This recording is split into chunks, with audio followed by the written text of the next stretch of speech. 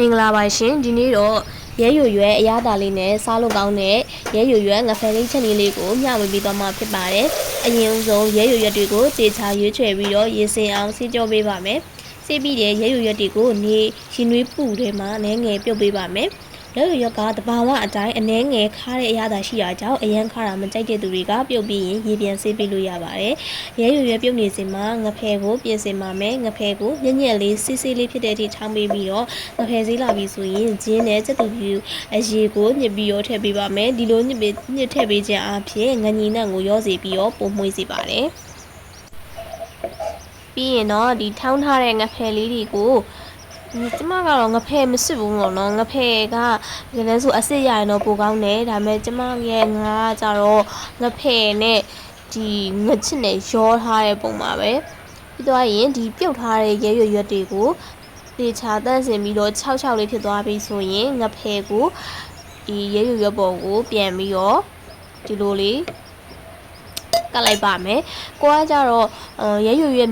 ကြိုက်တယ်ဆိုရင်တော့ပပလေးလို့ပေါ့နော်ကျမတို့ရဲရွယ်တိတ်မကြိုက်တဲ့သူဖြစ်တဲ့အတွက်ကြောင့်မို့လို့ငါးကိုထူထူလေးပဲဒီလိုဖြန့်လိုက်ပါတယ်အနေတော်လေးတွေဖြန့်သွားပြီးတဲ့အခါကျရင်ကိုကြိုက်တဲ့ပုံစံလေးလိပ်ပေးပါမယ်ဒီဒေါင်လိုက်လေးလည်းရတယ်ကျမကတော့ဒီလိုရှည်ရှည်လေးတွေပဲလိပ်ပေးပါတယ်လိပ်ပေးပြီးသွားရင်ဒီလိပ်ထားတဲ့ရဲရွယ်နဲ့ငဖယ်နဲ့ကိုတစ်ခါဒီပေါင်းအိုးတွေကိုပြန်ထည့်ပြီးတော့ပေါင်းပေးပါမယ်အဲ့ဒါမှပြီးရဲ့ခါကျရင်မကွာသွားစေပဲနဲ့နုနုအီအီလေးနဲ့စားလို့ကောင်းမှာဖြစ်ပါတယ်ဒီလိုပြန်ပေါင်းပေးခြင်းအဖြစ်ရဲရွယ်နဲ့ငဖယ်ကိုအရသာကရဲရွယ်ရဲ့ဒီဟပ်တဲ့ရသာလေးနဲ့ငဖယ်ရဲ့ချိုတဲ့ရသာနှစ်မျိုးပေါင်းသွားစီတယ်ပေါ့နော်ပြီးသွားရင်စက်သွန်နဲ့ငရုတ်တီထောင်းလိုက်ဟာကိုစီတက်ပါမယ်စီတက်ပြီးသွားရင်ခရမ်းကျင်လေးထည့်ပါမယ်ခရမ်းကျင်လေးက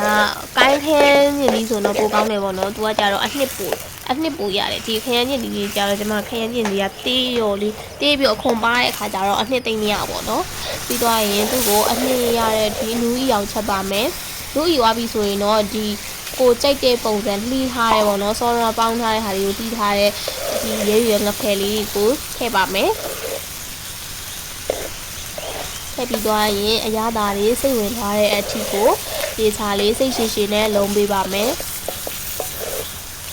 ဒီချိန်မှာအရသာအတွက်စားခင်းခတ်မှုအနည်းငယ်ထည့်ပြီးတော့ရှီကိုလည်းလိုတလောက်ထည့်လို့ရပါတယ်ရဲရွယ်ခါတဲ့အရသာကိုရောချခြင်းတော့ရေနည်းနည်းပို့ထည့်ပြီးတော့ချက်ပေးလို့ရပါတယ်ရေပြင်းများထည့်ထားရင်လည်းဟင်းရင်တောက်လို့လည်းကောင်းတယ်လို့ရဲရွယ်အရသာလည်းနူးညံ့သွားပါတယ်ဟင်းဝဆူလာပြီဆိုရင်တော့မီအေးနဲ့ခဏလောက်ဆက်တယ်ထားပေးပါမယ်ဒါမှငဖယ်ရည်တွေကိုအရသာလေးစိတ်ဝင်သွားပြီးတော့ပို့ပြီးတော့စားလို့ကောင်းမှာဖြစ်ပါတယ်ခုဆိုရင်တော့အရသာရှိတဲ့ရဲရွယ်ငဖယ်လေးချက်နီးလေးရပါပြီရှင်အတန်လေးကတော့နေမကောင်းတဲ့အတွက်ကြောင့်မလို့နှာအတန်လေးပေါက်နေပါတယ်ဗီဒီယိုလေးကိုကြိုက်နေတဲ့ဆိုရင် channel လေးကို like and subscribe လေးလုပ်ပေးပါအောင်နော်